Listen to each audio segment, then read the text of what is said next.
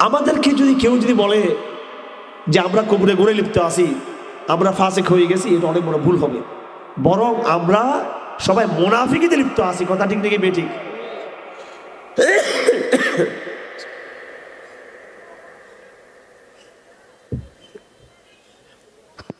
কথাটা বার্তা ক্লিয়ার? আপনাদের কথা ক্লিয়ার? অতএব আগামীকাল ফজরের জামাতে মসজিদে যারা হাজির হবে না, এটা কি শুধু ফাসিকি কাজ নাকি মুনাফিকি কাজ? বলেন। এটা জাস্ট উদাহরণ দিলাম। এই হলো আমাদের বর্তমান সময়ের অবস্থা। ইসলামকে আমরা ছেড়ে দিয়েছি। ইসলামকে ছেড়ে দেওয়ার পরে আবার এটাকে আমরা স্বাভাবিক মনে করতেছি। কি মনে করতেছি? এটা স্বাভাবিক। আল্লাহর আইন আল্লাহর জমিনে রাষ্ট্রীয়ভাবে প্রয়োগ নাই। কিতাবে লেখা আছে, কেউ যদি আল্লাহর হুকুম মতো যদি বিধান পরিচালনা করে, আল্লাহর জমিনে আল্লাহর আইন মতো যদি কেউ যদি আল্লাহর হুকুম মতো যদি রাষ্ট্র, সমাজ, অর্থনীতি পরিচালনা করে, যদি ইচ্ছাকৃত করে থাকে, যদি অস্বীকার করার কারণে করে থাকে, সে কাফের হয়ে যাবে। আর যদি গাফলত পছন্দ করে থাকে, সে ফাসিক হয়ে যাবে। কোরআনে কারীমে স্পষ্ট আল্লাহ পাক বলেছেন, ওয়ামান লাম ইয়াহকুম বিমা আনজালাল্লাহ ফাউলাইকা হুমুল কাফিরুন ফাউলাইকা হুমুল ফাসিকুন ফাউলাইকা হুমুজ জালিমুন।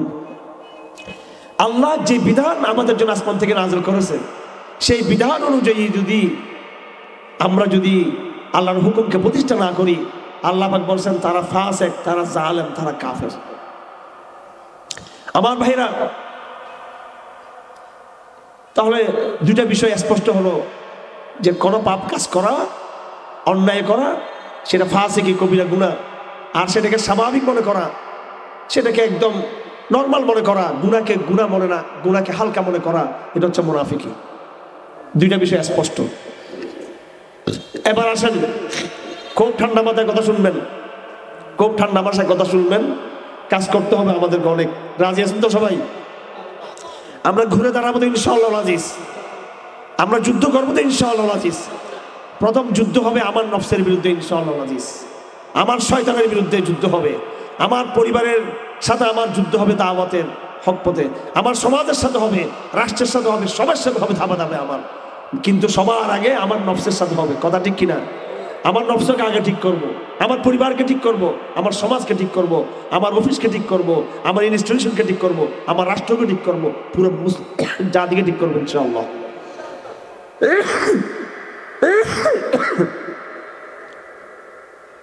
দুটো বিষয় গেল, একটা ফাসিক, আরটা হলো কি মুনাফিক। আরটা কি ফাসিক, আরটা কি মুনাফিক। এবার আসেন 3 নম্বর কথা।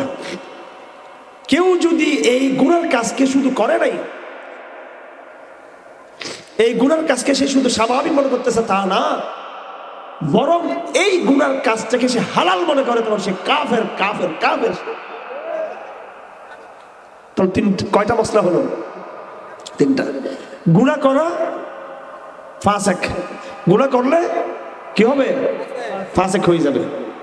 এখন আপনারাই বলেন আমাদের কি অবস্থা? গণহারে নামাজ ছেড়ে দেওয়া, যাকাত ছেড়ে দেওয়া, পর্দার বিধান ছাড়ে দেওয়া, গাঁজা খাওয়া, গাঁজা ইয়াবা খাওয়া, কথা ঠিক না বে ঠিক? মোবাইলের ভিতর পর্ণ ছবি দেখা, মোবাইলের ভিতর অবৈধ প্রেম করা, সুদ খাওয়া, ঘুষ খাওয়া, নারীদের উপর নির্যাতন করা, আবার নারী কর্তৃক স্বামীর আনুগত্য না করা, ইত্যাদি ইত্যাদি সমাজে যা কিছু আছে আর কি, স্কুল কলেজে যা আমরা পড়তেছি, আরো যত রসম রেওয়াজ আমরা করতেছি, দৈনিক যতগুলো কাজ আমরা করতেছি, এগুলো করলে, এগুলোকে পাপ মনে করিয়ে করলে, অবহেলার সাথে না করি, এমনি যদি করি আমরা ফাসিক হয়ে যাব। আর এগুলোকে গণহারে যদি করতে দেখার পরে যদি আমরা স্বাভাবিক মনে করি, তাহলে মুনাফিক হয়ে যাব। আর এগুলোকে যদি আমরা হালাল মনে করে করিয়ে থাকি, তাহলে আমরা কি হয়ে যাব? কাফের হয়ে যাব। এবার এই সমাজে দেখেন খুব কম লোক আছে যারা গুনাহকে গুনাহ মনে করিয়ে করতেছে। বেশিরভাগ লোক গুনাহকে গুনাহ করে এবং সেটাকে তারা স্বাভাবিক মনে করে। এরপরে কিছু লোক আছে যারা এই গুনাহকে হালাল মনে করে। গুনাহকে কি মনে করে? হালাল মনে করে। কিছুদিন আগে আমি একটা বিষয় নিয়ে ফতোয়া দিয়েছিলাম। বিষয়টা ছিল ট্রান্সজেন্ডার মতবাদ। ট্রান্সজেন্ডার মানে ট্রান্স মানে পরিবর্তন, জেন্ডার মানে লিঙ্গ, লিঙ্গ পরিবর্তন, লিঙ্গ পরিচয় পরিবর্তন, লিঙ্গ পরিচয়। জেন্ডার মানে লিঙ্গ পরিচয়, নারী জেন্ডার, পুরুষ জেন্ডার। কথা বুঝতেছেন আপনারা? এটা আমাদের দেশে চালু হয়েছে কিনা, এখন চালু হচ্ছে কিনা? এখন আমি একটা ফতোয়া দিলাম আলেমদের পক্ষ থেকে, কিছু আবার অর্ধশিক্ষিত হুজুর এটা পিছিয়ে লেগে গেল। আমি বললাম এই আন্দোলনের সাথে যারা যুক্ত আছে